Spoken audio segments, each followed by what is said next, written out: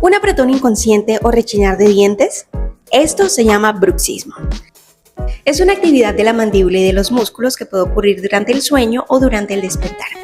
El bruxismo del sueño es una actividad muscular masticatoria durante el sueño que se caracteriza como rítmica o no rítmica y ocurre entre el 6 y 8% de los adultos y el 14% en los niños. El bruxismo despierto es una actividad muscular masticatoria durante el despertar y se caracteriza por el contacto con los dientes repetitivo o sostenido o el empuje de la mandíbula. Muchas de las posibles causas del bruxismo son los factores biológicos y de estilo de vida como la genética, ciertos neurotransmisores, consumo excesivo del café, consumo de alcohol, tabaquismo, el uso de anticonvulsivos y el estrés emocional.